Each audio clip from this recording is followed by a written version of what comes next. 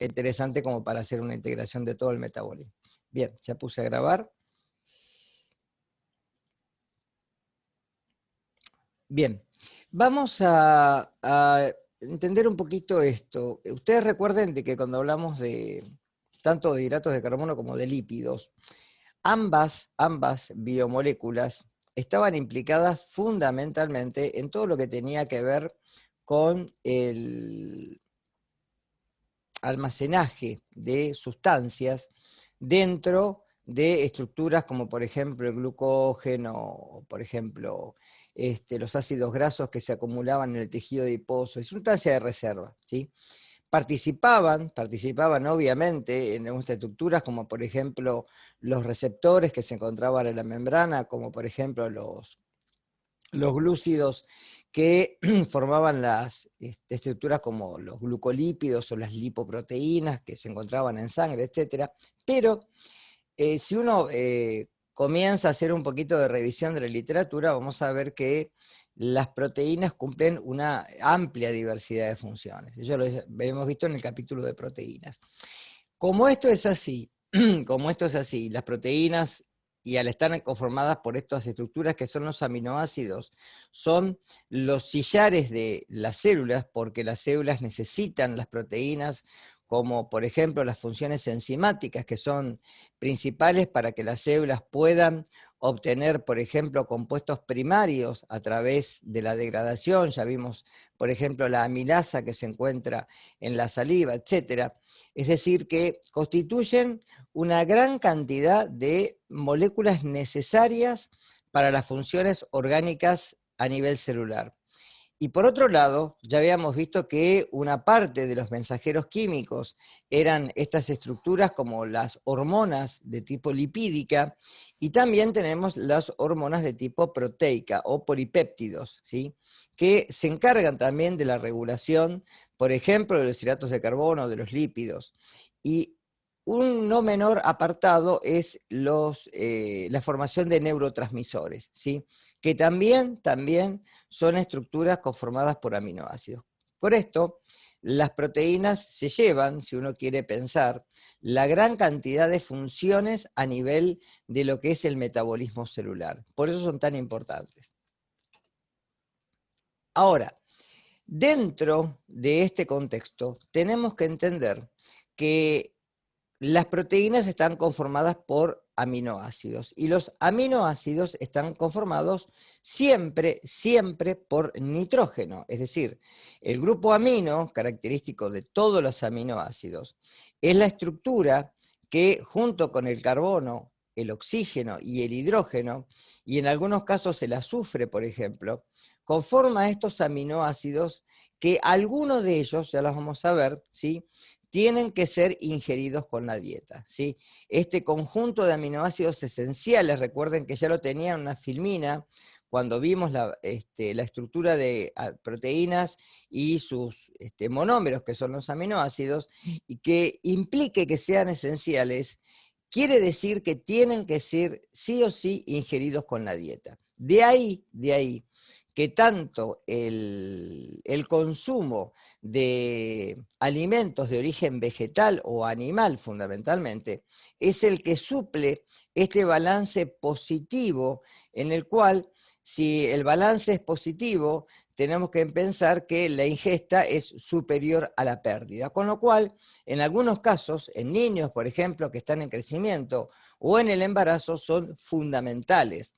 ¿Por qué en niños? Ustedes recuerden que desde que nacemos hasta la adultez, nuestro organismo comienza a desarrollar una estructura osteomuscular que está en pleno crecimiento. De ahí que los estados de desnutrición infantil muchas veces se caracterizan por la pérdida fundamentalmente de materia muscular, porque el músculo, vamos a ver en la clase siguiente, es lo último que el organismo hace recurso para su degradación, porque una vez que se pierde la fibra muscular no se recupera. Ustedes recuerden que hay dos tejidos fundamentales en el organismo, uno es el tejido nervioso y otro es el tejido muscular esquelético, que cuando están en desarrollo y cuando estos tejidos comienzan a fundarse, necesitan sí o sí la el aporte de este pool de aminoácidos que vamos a ver que se encuentran en el interior de las células.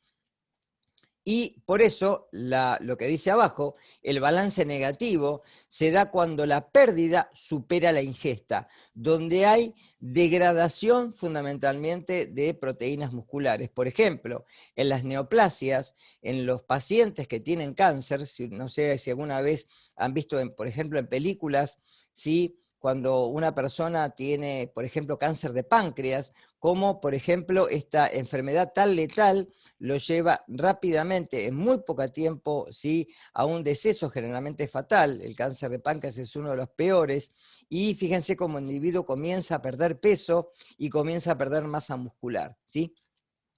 Y obviamente, como dije recién, los estados de desnutrición, fundamentalmente la desnutrición infantil, en donde el niño no tiene el aporte proteico, por ejemplo, o el aporte calórico, y hace mano de las proteínas para poder subsistir. ¿Está claro esto acá? ¿Se entiende esto? Bien. ¿Preguntas hasta acá? ¿Ninguna?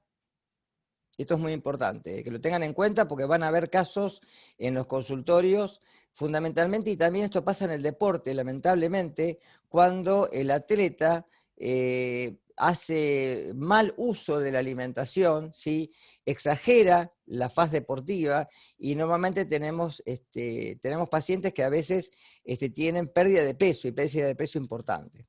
Es muy importante esto.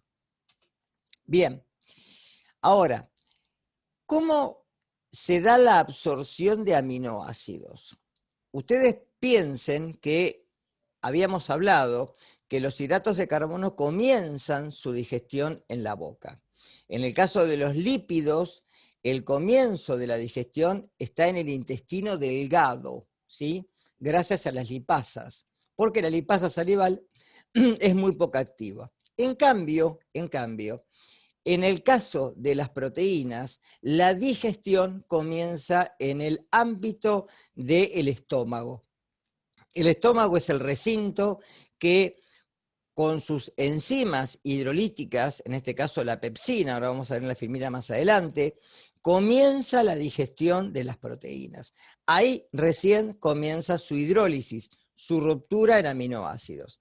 Una segunda hidrólisis vamos a ver que se continúa en el intestino delgado, gracias al aporte de las enzimas que provienen del páncreas en su forma exócrina. Entonces, como está en la filmina, las proteínas de la dieta se van a hidrolizar mediante acción enzimática. Ustedes recuerden que acá tenemos que desnaturalizarlas, ¿sí?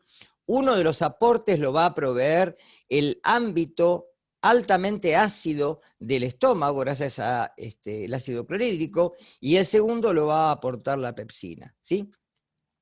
La absorción intestinal continúa con la absorción de los aminoácidos vía entérica hacia el sistema portal, no al linfático. Ustedes recuerden esto, ahora acaban directamente al circulatorio, y el ingreso de los aminoácidos en sangre hace de que estos se deriven a los tejidos.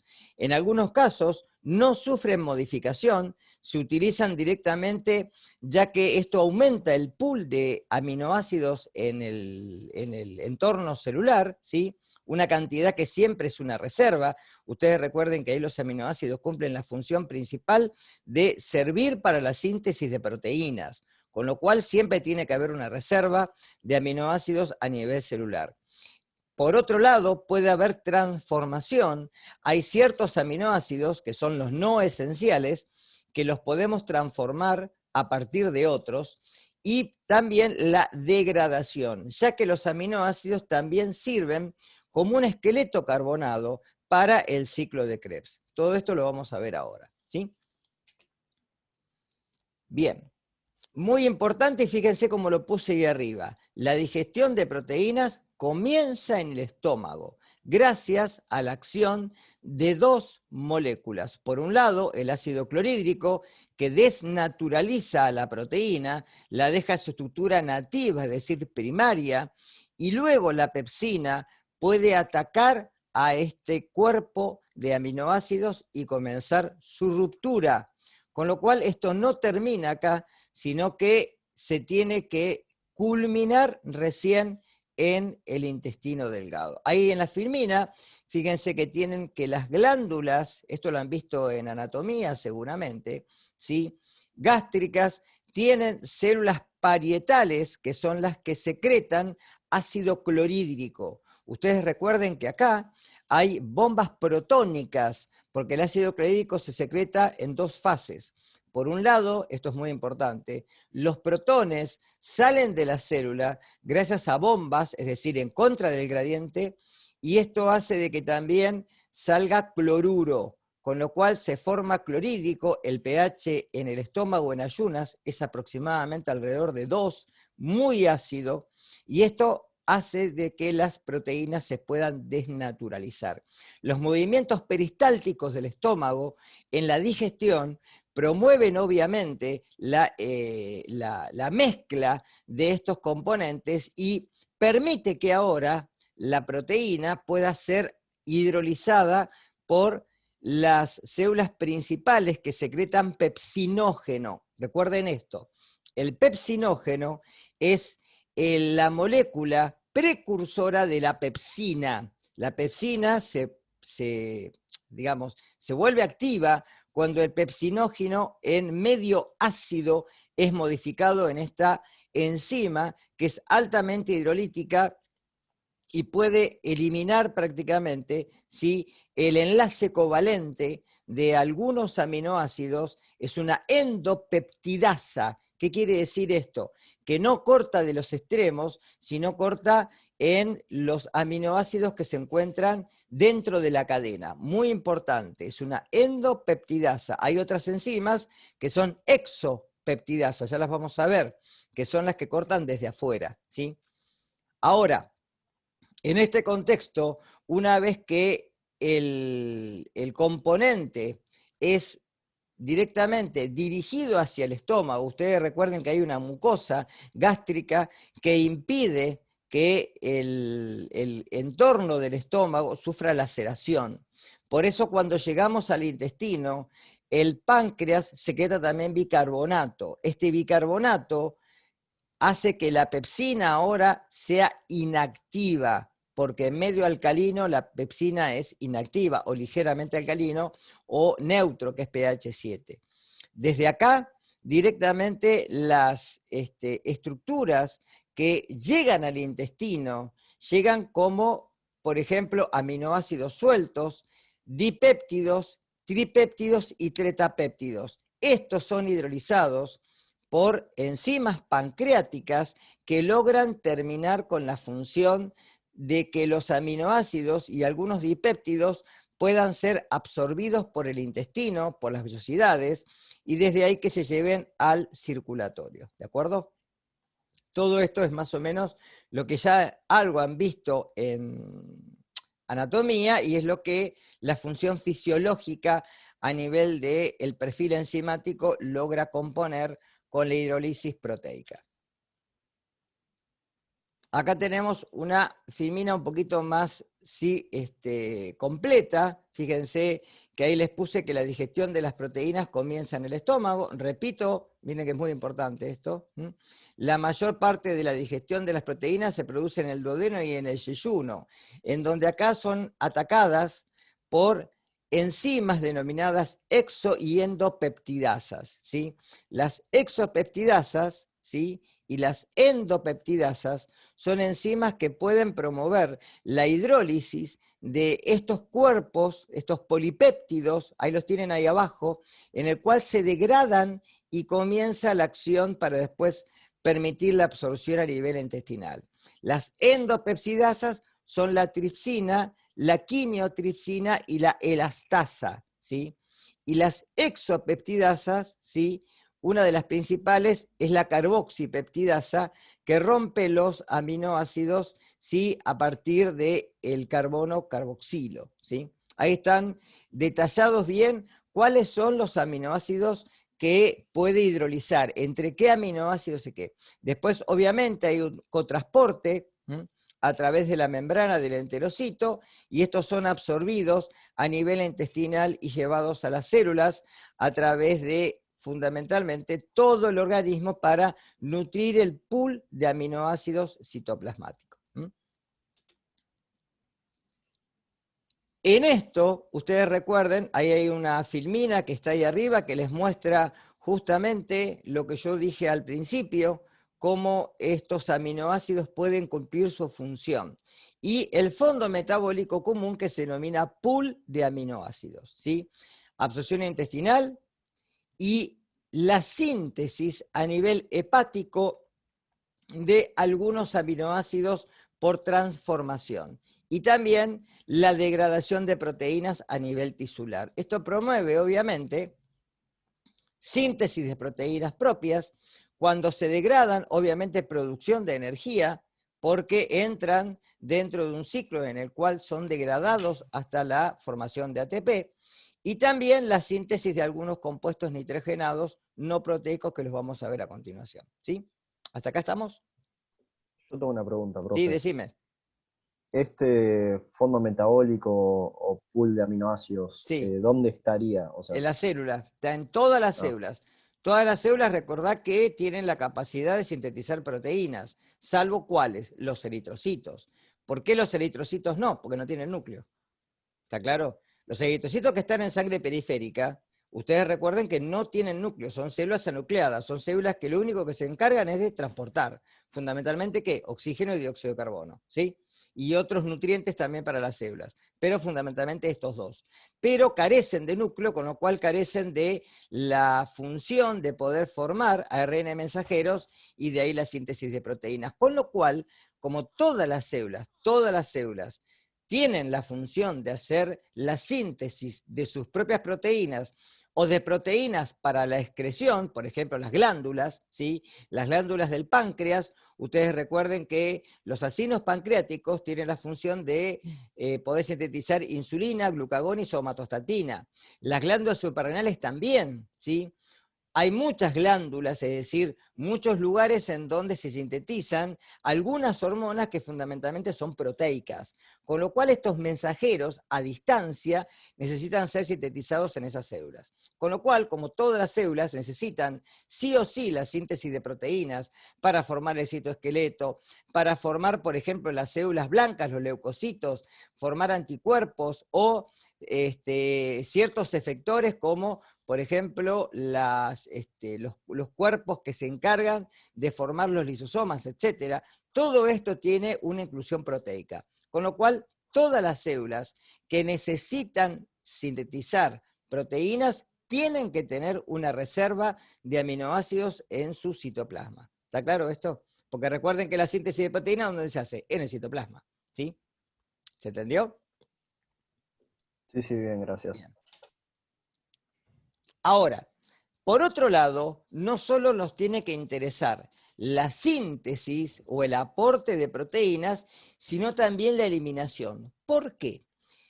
Dentro digamos, del reino animal, fundamentalmente para entender un poquito esto, hay animales que son uricotélicos. ¿Qué quiere decir esto? Que hay un ciclo, yo no me voy a meter en esto porque es biología digamos, de secundario, pero hay un ciclo del nitrógeno. Es decir, el nitrógeno se encuentra en el ambiente prácticamente en mucha mayor proporción que el oxígeno. Más del 70% del gas que está en el aire es nitrógeno.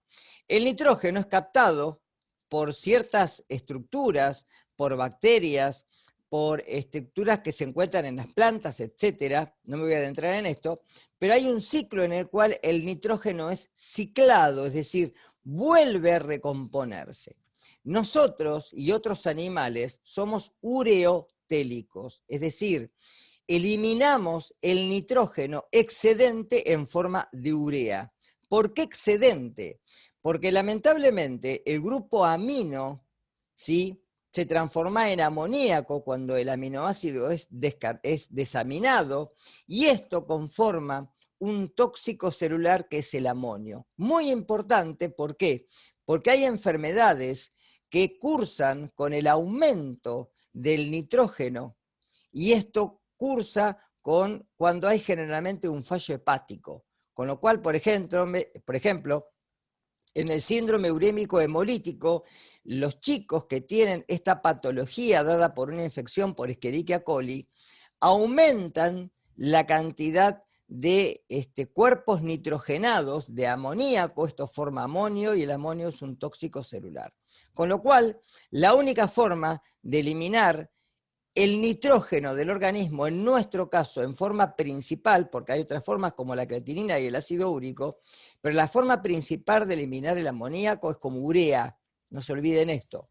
La urea es la diamida del ácido carbónico, la tienen ahí abajo, es esta que está acá, ¿sí? Que se forma únicamente en el hígado, únicamente en el hepatocito. Es el único órgano que forma urea. Por eso en un fallo hepático hay aumento de la urea y fundamentalmente de la creatinina por fallo hepático. Con lo cual el nitrógeno comienza a abundar y se hace un tóxico celular importante. De ahí que el principal metabolito del catabolismo de las proteínas y aminoácidos sea la urea, que se elimina ¿por dónde? Por la orina. Parte se elimina, gran parte, la mayor parte, y una pequeña parte se reabsorbe para mantener la tonicidad del plasma coloidal, es decir, la presión oncótica. Con lo cual, ¿sí?, la mayor parte de la urea aparece en la orina, se elimina como urea. ¿Está claro esto? Por eso nosotros somos ureotélicos. Las aves, por ejemplo, y los reptiles son uricotélicos. Eliminan, las aves obviamente con un solo órgano que tienen, que es la cloaca, ¿sí?, ácido úrico. Por eso la feca de las palomas tiene ese medio ácido que correó en la pintura de los autos. ¿Está claro? Entonces, la separación del grupo amino se puede dar por dos caminos. Un camino es la transaminación y el otro camino es la desaminación. Caminos por los cuales el grupo amino se retira del aminoácido y puede ser transferido a otro o puede ser eliminado en forma de urea. ¿Quedó claro esto? Es muy importante esto, ¿eh? Seguro esto va a entrar en el parcial porque es un tema sine qua non, porque cuando vean pacientes en insuficiencia renal, uno de las causas puede ser por elevación fundamentalmente de los cuerpos nitrogenados. Reacción de transaminación. ¿Qué es transaminación? Muy fácil, transferir un grupo amino. ¿De dónde? De un aminoácido a otro. Fíjense, de un aminoácido se transfiere a otro y cambia de un cetoácido a otro. La reacción es totalmente reversible y hay enzimas que utilizan un componente, un catalizador, que lo tienen ahí abajo, que es el piridoxal fosfato, que es una coenzima que interviene en la transaminación de estas isoenzimas. ¿Por qué son isoenzimas? Porque tienen la misma función, transferir aminoácidos, y se localizan en órganos diferentes, ¿sí? Por eso vamos a ver que el músculo, el corazón, el hígado contienen gran cantidad de estas enzimas que se denominan comúnmente transaminasas. Ahí tienen la reacción general. Ejemplo, glutamato, ¿sí?, que es la fuente principal, ¿sí?, un cetoácido, una transaminasa, una enzima que con el piridoxal fosfato forma alfa-cetoglutarato y un segundo aminoácido. De ahí que fíjense que el grupo amino, que es este que tienen acá, se transfiere a el cetoácido que no tiene el grupo amino, ¿lo ven? Forma un cetoácido que es el alfa-cetoglutarato, ¿sí?, que ya lo han visto en algunas reacciones bioquímicas, y forma el segundo aminoácido.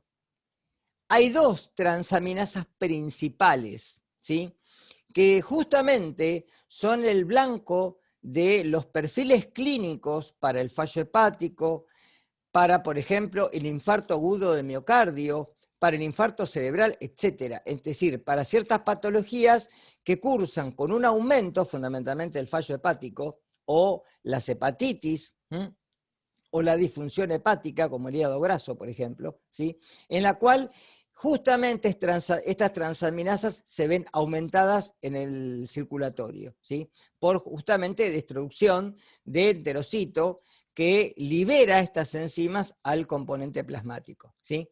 Ahí tienen, por ejemplo, la primera se denomina GPT en la terminología vieja, o TGP, es lo mismo, ¿sí? Es la transaminasa glutámico-pirúvica, de ahí la palabra GPT, o la simbología nueva, alanina aminotransferasa. ¿Por qué nueva? Porque fíjense que justamente me está diciendo qué es lo que hace. Transfiere de la alanina el grupo amino a un segundo cuerpo que es el alfa-cetoglutarato, formando piruvato, que ya lo han visto. ¿Para qué es importante el piruvato? ¿Para qué podría servirnos esta reacción? A ver. ¿Y en qué momento? Piensen. ¿En qué momento esta reacción es importante? A ver, ¿a quién se le ocurre? ¿Se acuerdan que yo les dije que el piruvato no solo provenía de la glucólisis? Miren de dónde puede provenir. De justamente la transaminación de la alanina para formar piruvato y que éste pueda entrar en Krebs. ¿De acuerdo? Es decir, que fíjense que acá tienen un ejemplo de justamente un aminoácido que por transaminación puede formar parte del ciclo de Krebs. ¿Está claro esto? ¿Sí? O sea que esto pasaría, profe, una pregunta. Sí. Que esto pasaría entonces cuando se usan los aminoácidos para fuente de energía. Exactamente. Bien, Exactamente. gracias. ¿Sí? Esto sería una forma, por ejemplo, cuando la célula, si no tenga glucosa y en el intermedio de usar la glucosa, usar los lípidos, si utilice algo del pool de aminoácidos que tiene el citoplasma. ¿Está claro? La conversión inversa sería al revés, fíjense, porque puede ser inversa. Cuando hay demasiado ácido pirúvico, hay mucho piruvato, porque la célula tiene energía y se utiliza para formar alanina. ¿Está claro? Es decir, por eso la reacción es reversible. También el glutamato me puede servir como un esqueleto carbonado para otras vías. La segunda es la GOT, o transaminasa glutámico oxalacética. No está escrito ahí, escríbanlo ustedes. Transaminasa glutámico oxalacética. O también aspartato aminotransferasa. ¿Por qué? Fíjense que las dos utilizan el nombre aspartato como el aminoácido que le va a servir para retirar el grupo amino. Eso es importante. Entonces, fíjense que las dos toman el alfa-cetoglutarato, las dos, ¿sí? Un esqueleto carbonado, proveniente del ciclo de Krebs, ¿sí? Y una forma oxalacetato, el final del ciclo de Krebs, y glutamato. El glutamato puede servir para otras vías. Y ambas enzimas se encuentran tanto en el hígado, corazón, en el músculo. Pero ¿cuál es importante diferencia de las dos? La GPT es solamente citoplasmática. En cambio, la GOT también está en las mitocondrias, ¿sí? Por eso, por ejemplo, cuando hay una hepatitis, nosotros encontramos que se hidrolizan las dos. Y sin embargo, la GPT sube primero y luego sube la GOT cuando hay demasiada destrucción del hepatocito, con lo cual las dos aumentan y luego para ver la fase de convalecencia del paciente se pueden evaluar estas transaminasas para ver su recuperación, ¿sí? Es un criterio de diagnóstico, de pronóstico y fundamentalmente de restitución de la función hepática. Ahí tienen más o menos lo mismo, pero fíjense cuál es el destino final del grupo. Ahí le puse todos los nombres, ¿sí? No para que lo sepan de memoria, pero fíjense todos los aminoácidos que por transaminación se pueden utilizar. Alanina, arginina, aspartato, cisteína, todos estos se pueden utilizar, ¿sí? Vía transaminación para que, por ejemplo, se puedan utilizar para vías metabólicas o también se pueden usar para la desaminación oxidativa, es decir, para retirarle el grupo amino y oxidarlo hasta convertirlo en glutamina o en urea, ¿de acuerdo? Es decir, que el alfa-cetoglutarato sirve para estas funciones. Ahora vamos a ver un poquito el ciclo de la urea. La desaminación, lo que tenían ahí abajo, ¿sí? El alfa-cetoglutarato también es un sustrato y generalmente es el sustrato más frecuente de las vías de transaminación, ¿sí? Hay una enzima que es la glutamato deshidrogenasa, muy importante, es una enzima mitocondrial, que lo que hace es catalizar la reacción inversa, es decir, utiliza NAD o NADP como coenzima, y lo que hace es formar a partir del glutamato el alfa-cetoglutarato. Desprender acá amoníaco, que a nivel fisiológico se forma amonio, se protona, y fundamentalmente es la mayor fuente de amoníaco a nivel tisular. Con lo cual, esto tiene que acabar en algún lado. ¿Y dónde termina? Termina siendo urea a nivel hepático. Un paso importante, ¿sí?, también es la descarboxilación. ¿Por qué? Porque a partir de que el aminoácido pierde el otro extremo, el carboxilo, mediante estas enzimas que se denominan descarboxilasas, se pueden transformar en ciertos efectores como neurotransmisores.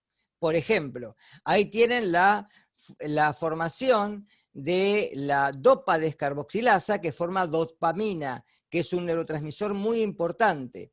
Fíjense que es muy similar a la epinefrina y a la norepinefrina, también neurotransmisores importantes, ¿de acuerdo? Es decir, que la descarboxilación ya la vimos en un momento cuando yo hablé, ustedes recuerden que cuando yo hablé de la piruvato descarboxilasa, es otra descarboxilasa, ¿sí? Cuando el piruvato entra en Krebs, pierde un carbono, como dióxido de carbono, gracias a esta enzima, que es un complejo multienzimático, ¿sí? Esto es un ejemplo para que vean cómo la descarboxilación también es un evento importante, además de la desaminación. Seguimos. Entonces, la principal fuente de amoníaco deriva del glutamato. Es la principal, no la única, pero es la principal, ¿sí? Y las vías de eliminación son la síntesis de glutamina y la síntesis de urea. La síntesis de glutamina proviene a través de una enzima que es la glutamina sintetasa. Recuerden que es una enzima mitocondrial, ¿sí? Acá tienen toda la ruta. A partir del glutamato y energía, la glutamina sintetasa forma directamente glutamina. La glutamina puede actuar a nivel hepático o renal, formar glutamato, urea y eliminarse directamente por la orina.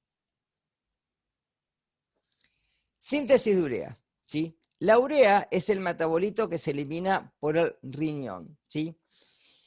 La urea proviene de función hepática.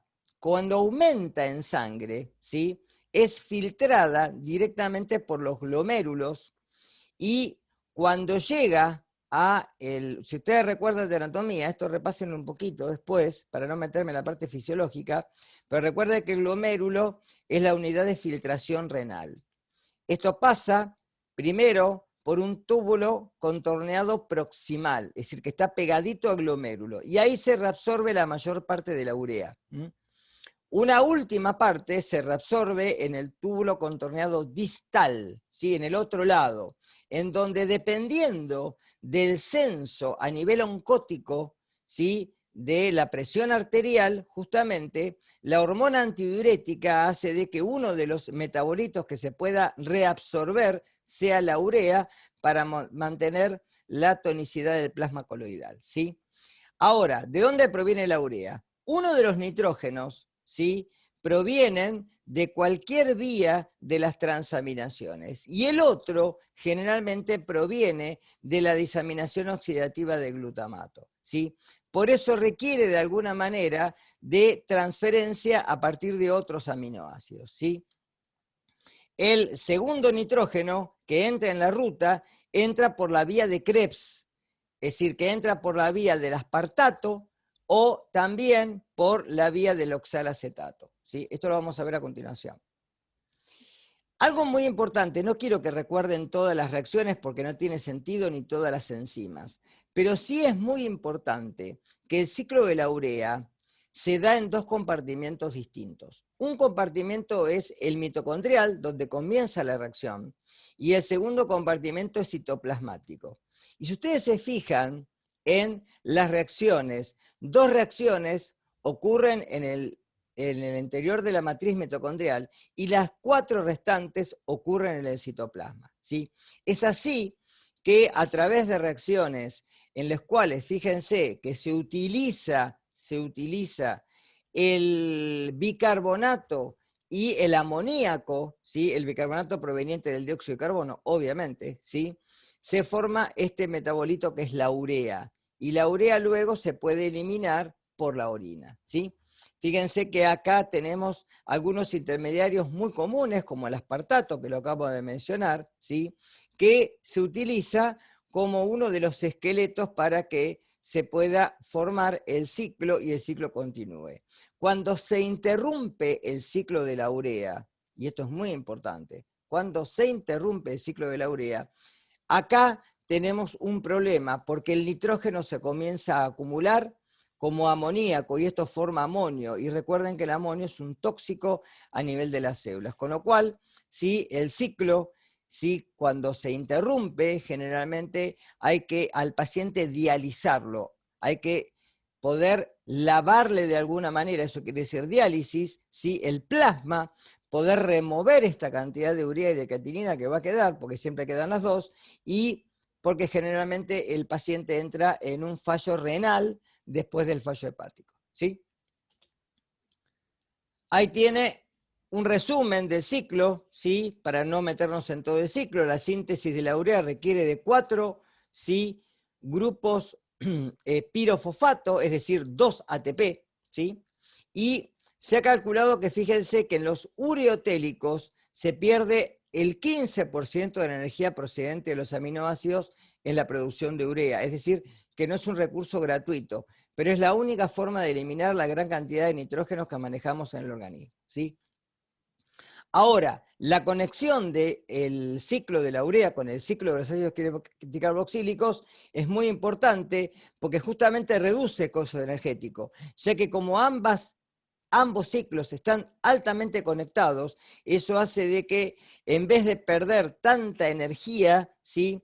La conversión fundamentalmente de unas estructuras como el fumarato, ¿sí? Forme NAD, y esto puede generar 3 ATP, con lo cual reduce fundamentalmente el costo de la síntesis de urea, ¿sí?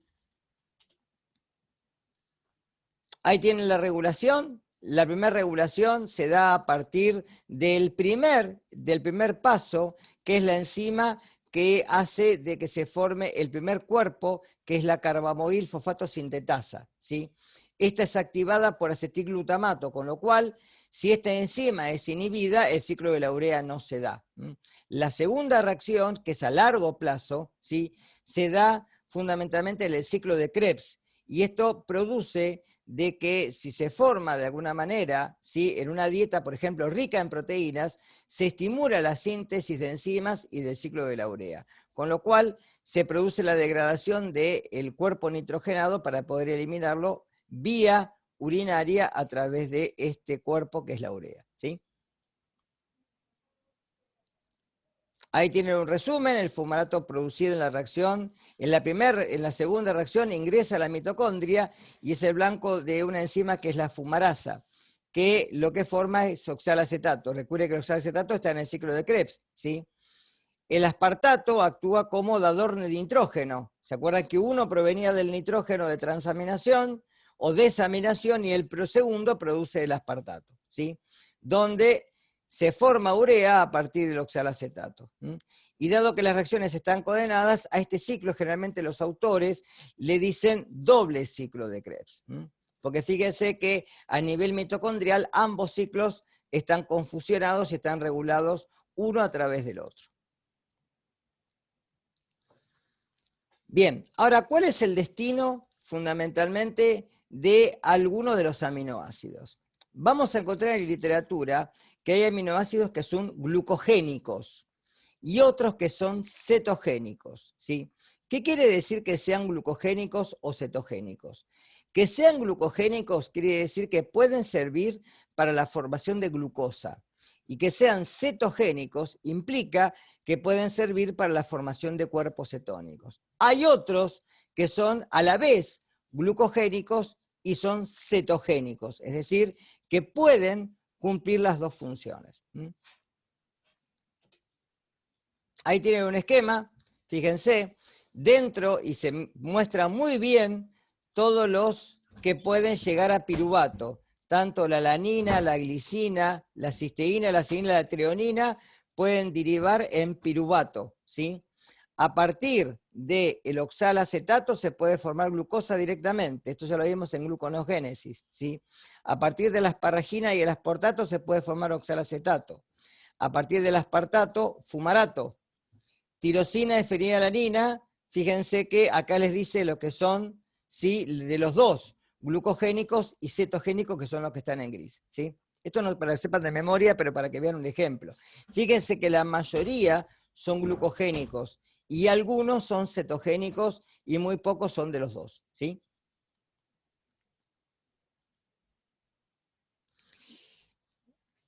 Ya terminamos. Ahora, ¿qué ocurre cuando la formación de amonio se da en el músculo por degradación de aminoácidos musculares, ¿sí? Ustedes recuerden que el hígado es el que puede elevar la glucemia, el músculo no. ¿Se acuerdan de esto? Que yo lo había mencionado ya, ¿sí? Con lo cual, si se genera en el músculo piruvato, este se va a transaminar para formar alanina, ¿sí? Y esta se va a llevar al hígado. ¿Se acuerdan que también hemos hablado del piruvato con el ciclo de Core? Acá pasa algo muy similar, ¿sí? La alanina va por vía circulatoria y se lleva al hígado para poder formar glucosa de nuevo. Fíjense que es un recurso fundamental porque es así como una vez que el pool de aminoácidos en el músculo se comienza a degradar, porque por ejemplo ya se usaron los lípidos, los aminoácidos que se degradan pueden servir para formar glucosa de nuevo y eso aumentar la glucosa, ¿sí?, sanguínea a través del hígado. Por eso el hígado es el que cumple con las funciones de transaminación y de recuperación de los cuerpos carbonados para poder formar glucosa. Muy importante para quién, para el cerebro y para todas las células del sistema nervioso, ¿sí? Y otro más, ¿sí?, que fíjense qué ocurre cuando los aminoácidos en el músculo se hidrolizan. Pasa esto. Pero también ocurre que cuando los aminoácidos se llevan al músculo, ¿sí?, también esto aumenta la masa muscular, es decir, aporta a la fibra para, generalmente esto es muy común para todos los que hacen generalmente un aporte de aminoácidos extra a la dieta, que esto generalmente en el deporte de alto rendimiento es muy importante porque esto refuerza fundamentalmente la fibra muscular, produce mayor energía, mayor explosión en el rendimiento, por ejemplo, en el atletismo, en la carrera, o en cualquier tipo de proceso que vamos a ver la clase que viene, que ocurre cuando hacemos deporte de alta exigencia, ¿sí? Este ciclo es el ciclo de Cahill, ¿sí? Este ciclo es el que les mencioné recién, acá tienen un resumen, ¿sí? Cómo el transporte de grupos amino desde el músculo se realiza en forma de alanina. Esta llega al hígado y de ahí se le libera el grupo amine para que se transforme en urea y el piruvato resultante se convierte en glucosa por gluconeogénesis. Lo mismo que acabo de decir recién con otra filmina, ¿sí? Y finish, hasta acá, ¿sí? Pongo acá. Fíjense que también en la plataforma tienen un seminario, ¿sí? Recuerden de hacer el seminario porque de ahí seguramente va a haber preguntas para el parcial, ¿sí? Es lo más probable. Eso lo tienen en guías de metabolismo y más, ¿sí? Ahí están subidos, fíjense, seminario 5 de metabolismo de proteínas y lípidos, acá está. Y tienen esto si lo quieren leer para la semana que viene, para tenerlo, es un resumen, ¿sí?, de lo que es integración metabólica, para así pueden aprovechar mejor la clase. Ahí tienen el seminario, donde tienen la guía de problemas con algunos puntos que pueden aparecer tranquilamente en el parcial después, ¿sí? Bien, ¿consultas hasta acá? ¿Algo de la clase pasada? Recuerden que la de lípidos yo la subí a la plataforma, es una clase que había dado en fisiología y biofísica de medicina, pero bueno, si algo no se entendió, lo pueden preguntar tranquilamente, lo que quieran. Igual muy poquitos hoy, ¿qué pasó?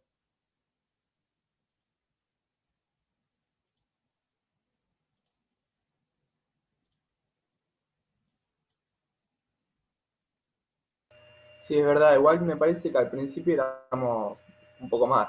Bueno, no mucho, pero 10 por ahí, me parece. Sí, sí, son 40 y pico creo en la comisión. Una decisión importante. Bueno, recuerden repasar ya para la semana que viene. La semana que viene es importante porque junto con integración metabólica se va a hacer un repaso antes del parcial, ¿sí? Seguramente, estuvimos hablando con el resto de la cátedra y seguramente cada comisión va a tener su parcial, ¿sí? En el mismo horario, en este horario. ¿De acuerdo? Bien, Entonces perfecto. nosotros rendiríamos el 10. Ustedes rinden el día de la comisión, el martes a las 12:30, como si tuvieran la teoría, igual, ¿sí? Se va a ver un parcial para cada uno. Para que no pase lo de la vez pasada, que se juntaron todos a la tarde y era demasiado. Sí, va a ser como el anterior, así, visualizado por Zoom, pero cada comisión en su horario, ¿sí? ¿Está? Sí, quedó claro. Bien, Bueno, bien. bueno, nos vemos el martes. Recuerden hacer la guía y repasar por si necesitan hacer preguntas de esta o de la anterior, ¿sí? Las dos, que son las de metabolismo. Entonces, profe, sería integración la semana que viene, la clase de la La semana que semana que viene. viene es integración metabólica, ¿sí? Después voy a subir el PowerPoint para que ya lo tenga junto con los demás. No, creo que está subido ya. A ver. Me parece que ya está subido, ya lo subí la integración metabólica. Porque lo hice el otro día. Me parece que está acá ya. Y voy a subir porque el que había puesto Enrique tenía unas cositas distintas que para mí le faltaban. Acá está. Regulación e integración metabólica es este. Después de proteínas se los voy a volver a subir, ¿sí? Le voy a poner un 2 para que tengan y pueden usar los dos. Recuerden que charlas pueden mirar las que quieran, las de los tres si quieren, ¿sí? Porque por ahí los tres tenemos un abordaje distinto, pero no importa, ¿sí? En síntesis prácticamente el contenido es el mismo, pero cada uno por ahí habla de distinta manera. Entonces aprovechen ya que tienen grabada la clase de los tres, ¿sí? Bueno, Bien. nos vemos la semana que viene. Hasta luego. Chao, profe, nos Chau, chau. vemos. Gracias, Gracias. Daniel. Chau, chau. Chao, nos vemos. Chau.